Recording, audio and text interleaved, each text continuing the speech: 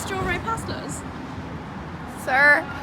Hey everyone, it's Charlotte from the Kia Hyundai channel, and today's video is definitely a fun one. And it's a lot of fun because it's something that we don't have the opportunity to do here in Canada, but also we get to test out one of the items that we talked about on our podcast earlier this year. That's right, we took a RoboTaxi. So in today's video, we have a compilation of all of the clips from our first experience taking a RoboTaxi, and then also some other thoughts. So this was filmed when we were out in Los Angeles for the LA Auto Show, and I hope you guys enjoy it as much as we did. Let's go. Charlotte and I just finished dinner. We're gonna order a RoboTaxi home, or I guess to the hotel. So dropping off another rider. See you in 7 minutes, and it is a Jaguar. So the one that drove past us wasn't actually ours, but ours is en route, and we're excited to see what the pickup, drop off, and I guess drive process looks like. I am so scared. I've never gotten into a vehicle that is this level of autonomy before. Yeah. And before you watch this video, if you haven't already, check out our podcast episode that we've done, which will be linked down below too. Yep. Remember that in editing. Discussing what a RoboTaxi is, because this video is going to make a whole lot more sense as to why we're kind of nervous about it. Yeah. And if you guys don't want to watch that, essentially RoboTaxi is a driverless taxi, but it's a car, and it's a Jaguar. We're having a little bit of difficulty. Pick up in 1 minute. Gabby just told me, oh, it's fine. It'll be like Uber. They'll find you. It's a robot. There's no driver. And I don't speak binary code. Okay, so I'm gonna hit unlock. The handles pop out. You're gonna sit in the front? Yeah. Hey there, Charlotte. Uh-oh. Do you want to sit in the driver's seat? Absolutely not. Okay. That's kind of cool. Customized. So it says my name. That's cool. Our destination. So I guess I'm gonna hit start ride. I got a little screen Hello, back here. from Waymo. Oh my gosh! As we get going, just give us 1 minute to cover a few riding tips.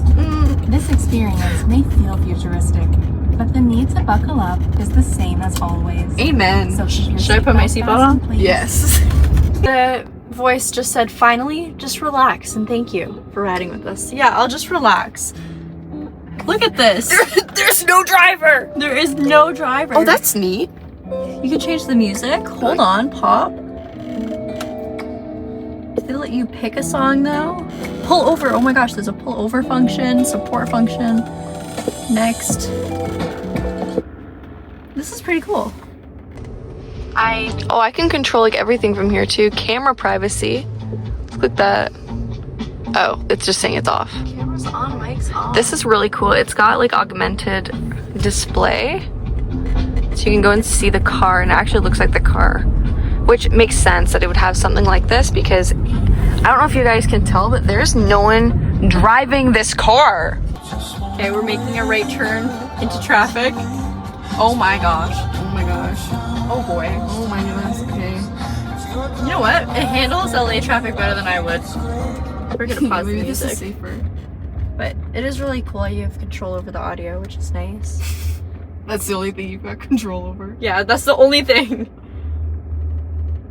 Having a little bit of a hard time focusing my camera, but Same. that's what you can see on the dash as well too. I don't think that's a Jaguar exclusive. I think it's Waymo stuff. This is Waymo, because these are all kitted out, right? Yeah. Like they've got all the extra sensors and then also all the extra cameras on them too. And these are also EVs, so the drive itself is very quiet and very smooth, which is nice, but very interesting.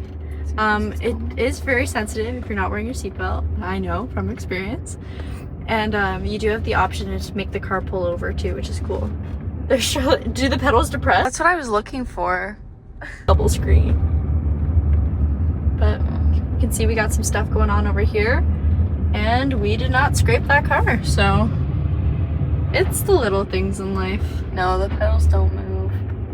The first pull unlocks. So we're getting close to the second hotel. opens the door. It's giving us directions. It's not actually pulling into the hotel's drive-through You're or here. driveway, which I Please understand. make sure it's clear before exiting. But yeah, let's leave the door open, Charlotte, to see if the robot freaks out. Okay. One of my favorite things that we decided to try out was to see if we could trick this RoboTaxi. So we actually talked about this on our podcast, but we wanted to know what would happen if we left the door open and didn't necessarily leave it ready for the next rider or for it to go. So that's exactly what we tried out. Okay, don't close the door.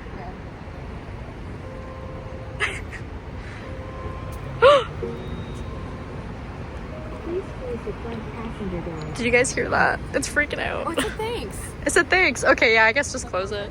Yeah. Where's our hotel?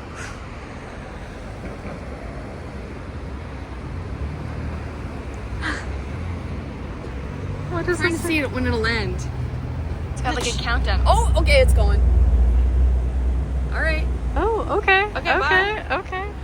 Bye. Thank you. I mean, it got us here safely. Success? Weird.